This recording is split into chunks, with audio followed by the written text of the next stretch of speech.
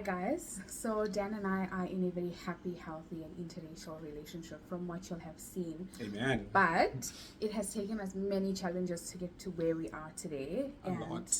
Yeah. Yeah. And starting off with it, I think one of our biggest problems was the big elephant in the room, racism. Yeah, I think. So, just a couple of months, backstory, just a couple of months before Dan and I got together, I was talking to a relative about being with someone that was black. And they told me that they would prefer it if I was with anyone else. I could even be lesbian if I wanted to, but I couldn't date a black person. Yeah. And then I told Dan about it. Yeah. Just when we got So together. just as we got together, I kind of already knew what I was getting myself into because she told me already, you know. So I knew that I was not accepted in certain areas in her life. But then what kept me focused and what kept me going was that I just, you know, I knew that the reason why I'm with her is because I'm in love with her and not anybody around her. So I kept it, you know, that's the main thing. You need to know why you are in the relationship. Because as soon as you start involving other people, especially in an interracial relationship, it's not going to work because they are not going to be accepted. So, it wasn't just one relative, it was multiple of them, and I had to create boundaries and put my foot down because a lot of them weren't respecting Daniel.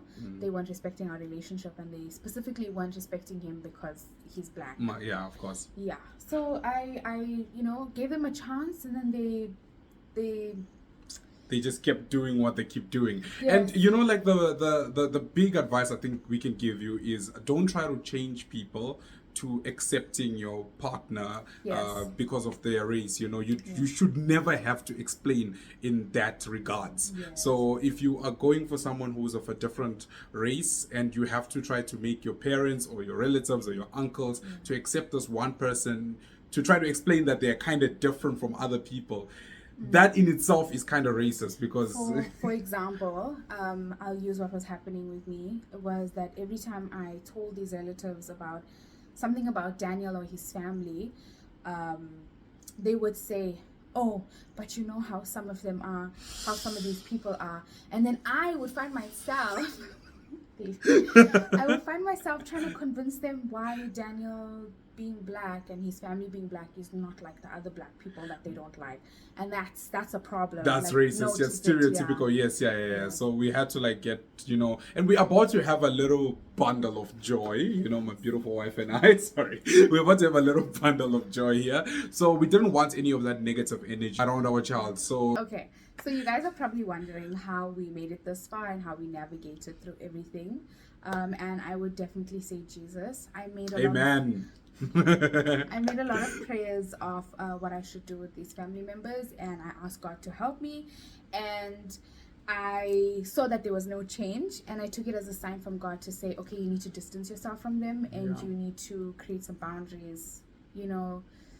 Yes, yeah, and it definitely does help being the same religion when you are getting into an interracial relationship, because there is a lot of cultural differences. There's a lot of, we're raised very, very differently. Yes. So, you know, having Jesus, everything that we do in our lives, we literally just go by the Bible. So every time, sometimes we have completely two different perspectives, whether it be political, whether it be just something like normal. But then in the end of the day, we just open the Bible and then it literally just tells us that there is only one way. So through all the racism that we encounter, inside and outside, because like we go in the outside world, we get eyes on us every single day, and you see people looking at us like all disgusted, like, you know, like they don't like it. You think the times have changed?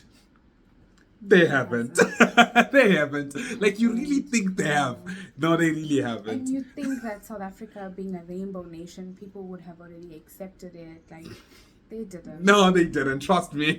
Like you can't even imagine some of the things that we experience on a daily basis. It's actually ridiculous. But then some of the comments as well. We have to delete the comments Yes. before you guys get to them. It's really harsh, actually, and personal messages and stuff. Yeah. Ingrid would get personal messages like, "How can you be with a dog like that or something like that?" And you're like, "What?" That's crazy.